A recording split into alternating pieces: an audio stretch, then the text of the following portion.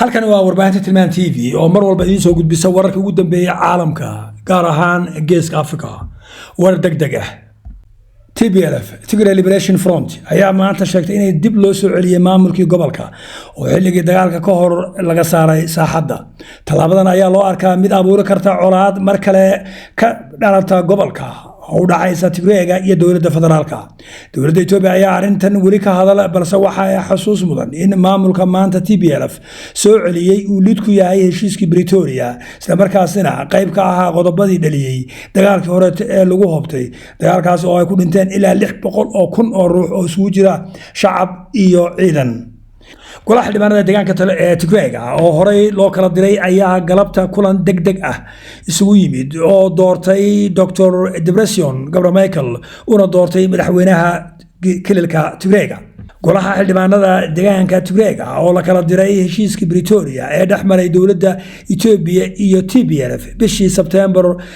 2022 ayaa maanta ku dhawaaqay inay si rasmi ah u bilaabeen shaqadoodii caadiga ahayd kadib markii dawladda federaalku jabisay heshiiskii Pretoria waxayna dib u doorteen madaxweynihii hore ee xilligaas uu dagaalku markuu bilaabanayay 2020 Dr. Debretsion Gebremichael oo ah gudoomiyaha TPLF ay u doorteen inuu noqdo madaxweynaha deegaanka Tigrayga sida uu ku sheegay telefishinka Tigray golaha ayaa sheegay kalfadhigii lixaad ee caadiga ah maanta ayaa ku dhawaaqay inay doorteen madaxweynaha deegaanka Tigrayga iyagoo sidoo kale doortay afhayeenka iyo ku-xigeenka baarlamaanka sidaa darteedna Marwo Kiros Hagos ayaa loo doortay afhayeenka Marwo halka Marwo Mehret Berhan loo doortay afhayeen ku-xigeenka golaha dhexe ee TPLF ayaa ku dhawaaqay bayaan ay soo saareen 11 bishan inay go'aansadeen inay golaha xildhibaanada deegaanka Tigrayga ee lagu doortay doorashooyinkii ka dhacay deegaanka 6 sano ka hor ama dagaalka ka hor inay dib u soo celiyaan shaqadoodii TPLF waxay go'aankan ku dhawaaqday qiyaastii 2 toddobaad kadib markii dawladda federaalku ay muddo hal sano ah u kordhisay madaxweyne Tadesse Wereda kaasoo ah madaxweynaha maamulka ku meelgaarka ee Tigrayga ee la aasaasay kadib heshiiskii Pretoria waxaana jiray khilaaf u dhaxeeyay maamulka ku meelgaarka ee Tigrayga ee la aasaasay iyadoo la raacayo heshiiskii Pretoria iyo TPLF toddobaadyadii la soo dhaafay iyadoo madaxweynaha Lieutenant General Tadesse Wereda uu si isdaba joog ah uga soo horjeestay rabitaanka ah in la soo celiyo golihii hore isagoo sheegay inay si adkaynayso doonto dhibaatooyinka deegaanka ka jira magacaabidda ama doorashada Dr. Gebremichael iyo soo celinta golihii horeeto xildhibaanadii horeeto ee Tigrayga 6 sano ka hor ayaa waxay abuuraysaa xaalad aan la saadaalin karin meesha ay ku dambeynayso waxaana suuragal ah in dagaal culus oo haddana dib uga bilowdo Tigrayga iyadoo markaasi wararkuna ay sheegayaan in ciidamada federaalka Itoobiya ay isu diyaarinayaan inay dagaal kale la galaan Tigrayga halka Tigrayguna ciidamadoodii horeeto ee lagu magacaabi jiray TDF ay iyaguna heegan geliyeen iyadoo aan la ogaan doonin meesha ay xaaladdu ku dambeyn doonto mar hore ayaa TPLF waxay sheegtay in loo baahan yahay in dawladaha dariska heshiis lala galo sida Eritrea Sudan iyo kililada dariska la leeyahay sida Amxaarada iyo Cafarta nidaamka lagu doortay golaha deegaanka Tigrayga ee la kala diray ayaa wuxuu ahaa natiijo ka dhalatay dagaalkii dhexmaray TPLF iyo dawladda federaalka waxaana la sheegayaa in tani ay ahayd mid ka mid ah sababaha horseeday dagaalkii dhiiga badan uu ku daatay waxaana xusid mudan in golaha federationka uu si aqlabiyad leh u diiday doorashadii 6 sano ka hor ka dhacday kililka Tigrayga ee lagu doortay Dr. Debretsion Gebremichael si kastaba haatee dawladda federaalka ayaa ilaa hadda si rasmi ah uga hadlin go'aanka TPLF marka laga reebo Getachew Reda oo si weyn uga soo horjeestay go'aankaas Getachew Reda oo ah la taliyaha arrimaha geeska Afrika ra'iisul wasaaraha dalka Itoobiya Abiy Ahmed ayaa taladan ku sifeeyay mid caruurnimo ah wuxuuna ku tilmaamay mid hadda la sahlanayo laakiin ay yeelan doonto gudo ballaaran wuxuuna hoosta ka xariiqay inay u muuqdaan kuwa ku celinaya khaladkii hore ee Tigraygu u galeen madaxweyne Debretsion ayaa sheegay inuu xilka ka qaaday General Tadesse Wereda oo ah madaxweynaha ku meelgaarka kililka Tigrayga ilaa iyo haddana wax wara lagama hayo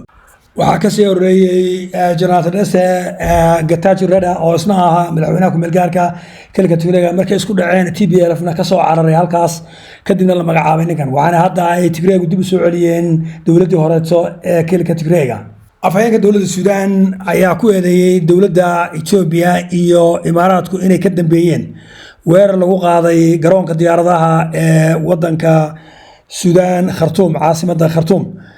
garoonkaasi oo ay weerareen drones halkaasina khasaaro weyn ka geystay ayaa wuxuu ku eedeeyay oo sheegay afayeenku in diyaaradaha drone-ka ay ka soo kaceen gudaha wadanka Ethiopia magaalada Bahradar wuxuuna sheegay in ay iska kaashadeen Imaaraadka iyo Ethiopia weerarka lagu qaaday wadanka Suudaan magaalada Khartoum wuxuuna sheegay in dowladda Suudaan ay qaadi doonto tallaabooyin ay uga jawaabayso weerarka lagu soo qaaday war-saxaafadeedka ka soo baxay wasaaradda arrimaha dibadda ee dalka Ethiopia ayaa eedeymaha loo soo jeediyay ku tilmaamay mid aan sal iyo raad lahayn waxayna sheegeen Ethiopia sheegtay inaysan wax luga ku lahayn weerarka lagu qaaday dalka Suudaan balse waxay sheegtay Ethiopia in Suudaan ay taageerto kooxo hubeysan oo ka soo horjeeda dalka Ethiopia xilligii dagaalka Tigreega uu socdayna ay taageerayeen TPLF sida lagu sheegay war-saxaafadeedkaas dowladda Suudaan ayaa u yeedhay safiirkii wadanka Suudaan u fadhiyay dalka Ethiopia oo ku amartay inuu dib ugu soo noqdo dalka Suudaan sida ay faafisay warbaahinta Reuters oo sheegtay inay hayso qoraalo Mareykanka iyo Eritrea ay suudaarsadeen qoraaladaasi oo cadeynaya in Mareykanku uu ka fikirayay in cunaqabatayntii la saaray wadanka Eritrea laga qaado iyadoo markaasi Mareykanku uu arko istiraatiijiyad muhiim ah inay ku taalo wadanka Eritrea oo halkaasi laga isticmaali karo badda cas ilaa iyo haddana wax qoraal oo ka soo baxay oo cadeynaya xagga Eritrea in wadahadaladaasi ay socdaan cunaqabatayntana laga qaadayo ma jiraan laakiin Mareykanka ayaa muddo waxay hadal hayeen sidii xiriir loola sameyn lahaa wadanka Eritrea ilaa iyo intii dagaalkii uu bilowday wadanka lagu qaaday Iran ay xidhay Hormuz ayaa waxaa timid baahi weyn oo loo qabo in badda cas ay furnaato oo wadamadan badda cas ku teedsan xiriir gooni ah lala samaysto wadanka aan muddo dheer ilaa 30 sano ayna Mareykanku cunaqabateynta saareen oo xiriir aan la lahayn haddana istiraatiijiga ku yaala wadanka Eritrea haddana waxay muuqataa in Mareykanku uu bedelay arrintiisa hore soo fiirinaya ama danaynaya danihiisa gaarka ee ku aadan kontroolka ama ilaalinta Baabil Mandab iyo badda cas